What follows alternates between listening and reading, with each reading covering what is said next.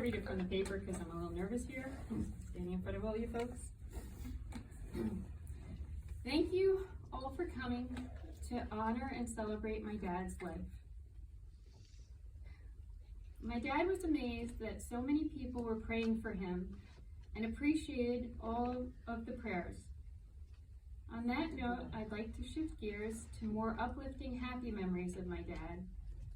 Mind you, when he was in the hospital and my dear husband Pete started tearing up in front of him, my dad gently kicked him in the head repeatedly and told him to stop it. Dad was not a fan of people crying over him. So we got to focus on the fun stories today and not piss him off, since this event is supposed to be about a celebration of his life. Hopefully there will also be time for some of you to share some fun, uplifting stories about him too, once me and Pete and Tom and family speak. And dear Dawn, we'd like to nickname her Reverend, well Pete did. She's going to read us a beautiful blessing. Because she's Irish, and my dad was Irish. So it was real interesting when a hospice chaplain came to visit Dad at home the week before he passed.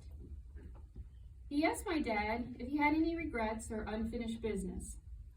My dad said he has a lot of stuff, a lot of really good stuff. Everything was really good stuff. It was too. Thanks, Jimmy. His biggest concern was that he wanted to be able to sell it and get the prices he wanted for it. Yes, that is pretty good if that is your biggest regret. Even though it isn't fun for his family to be left with doing it for him, at the same time, I know it is his stuff that made him happy and kept him going longer than the original few weeks he was given by the doctors to live. He was a real social butterfly. My Uncle Red will attest to that, coming in the house, right, and saying, I'm a real social butterfly. And he was. He loved talking on the phone. Most guys I know don't like to talk on the phone. One sitting right there. Your husband. But not my dad. I guess that's something else he passed on to me. The love of gabbing on the phone. His early morning routine began with calling all his buddies. He was, how many buddies did he call? Raise your hands. There must have